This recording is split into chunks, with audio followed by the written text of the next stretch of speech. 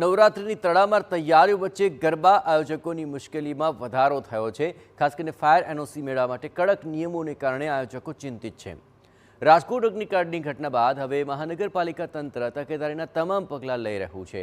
Fire વિભાગમાં legal adviser ઉત્કર્ષ દવેએ ગરબા આયોજકના જે કડક નિયમ અંગે કહ્યું કે કોઈપણ પ્રકારની ઓળખાણ કે રાજકીય દબાણથી ફાયર એનઓસી નહીં મળે। જો ગરબાના આયોજન સ્થળે 32 જેટલા નિયમોનું પાલન થશે તો જ એનઓસી મળશે।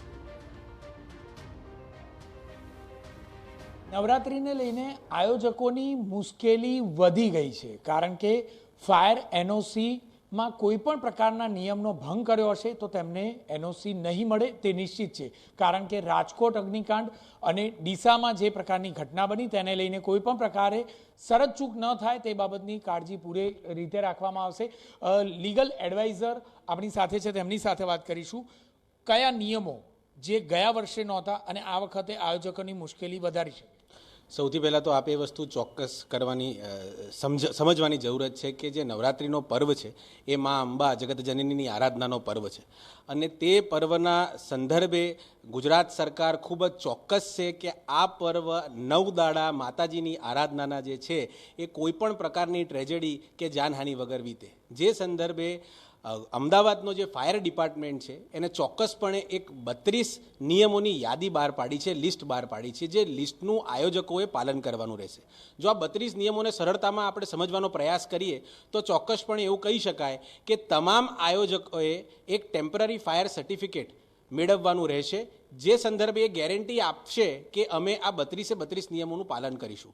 કોઈ પણ આયોજક પંડાલની અંદર અથવા પંડાલથી નજીક પણ એલપીજી સિલિન્ડરનો ઉપયોગ કરી શકશે નહીં। ચોક્કસપણે આયોજકોએ જે છે એ પંડાલની અંદર મિનિમમ 2 એક્ઝિટ ગેટ રાખવા પડશે અને 2 એક્ઝિટ ગેટની ઉપર એમને મોટી રીતે એક્ઝિટ એવું લખવું પડશે કે જો પંડાલની અંદર કોઈ સ્ટેમ્પીડ થાય કે કોઈ ભાગદોડી થાય તો એ એક્ઝિટ ગેટ એમને વંચાઈ શકે। ત્રીજી અગત્યની વાત આપણે જોઈએ તો જે માતાજીનો પંડાલ વચ્ચે બનશે, માતાજીની મૂર્તિ મુકાશે, ફોટો મુકાશે ને જો કદાચ કોઈ આયોજક યજ્ઞકુંડ બનાવે છે અથવા યજ્ઞકુંડ સમાન કોઈક બીજી વ્યવસ્થા કરે છે જ્યાં અગ્નિ પ્રગટાવવાનો વિષય આવશે તો એ ચોક્કસપણે રેતીની ઉપર કરવામાં આવશે, તેની આજુબાજુ કોઈ પણ ફેબ્રિકનો ઉપયોગ થશે નહીં। અને જો જે એની મેઇન સ્વિચ બોર્ડ જે રાખવાની હશે એની આજુબાજુ કોઈ પણ પ્રકારનો ફેબ્રિકનો ઉપયોગ નહીં કરાય। અને ગુજરાત રાજ્યએ ભૂતકાળની અંદર 2 મોટી આગથી લગતી ટ્રેજેડીઝ જોઈ છે અને ગુજરાત સરકાર તે માટે આ વખતે ચોક્કસપણે એક નિયમોનું જે લિસ્ટ બનાવ્યું છે એ લિસ્ટનું જો તમે પાલન નહીં કરો તો તમને એનઓસી નહીં આપવામાં આવે। ઉત્કર્ષભાઈ, જે પ્રકારે આપણે નિયમો કયા, તે નિયમોમાં એલપીજીનો જે નિયમ છે, ખાસ તો એવું કહી શકાય કે નોરતા ગરબા રમતા જે ખેલૈયાઓ છે તે ખાવા માટે બાજુમાં જ જતા હતા, હવે આ વખતે તમામ વાનગીઓ નહીં મળે। ના, એવું ચોક્કસપણે હું ન કહી શકું, એ જે આયોજકો હોય એમને ખબર હોય, પણ જ્યાં સુધી સરકારની જે વાત છે કે આ નિયમની જે વાત છે, ચોક્કસપણે આ એલપીજીનો નિયમ લાવવામાં આવ્યો છે એ ગરબા રમતા ખેલૈયાઓની સુરક્ષા માટે લાવવામાં આવ્યો છે કે ક્યાંક ગરબા રમતા કોઈ એલપીજીની કોઈ દુર્ઘટના ન બને અને તમામ ખેલૈયાઓ માતાજીની આરાધના કરી શકે, 9 દિવસ સુખ અને શાંતિથી ગરબા રમી શકે, તે માટે તેમની વ્યવસ્થા જળવાય એટલે સરકારશ્રી દ્વારા નિયમ લાવવામાં આવ્યો છે। અત્યાર સુધીમાં કેટલી અરજીઓ આવી છે અને કેટલાને મંજૂરી અપાઈ છે?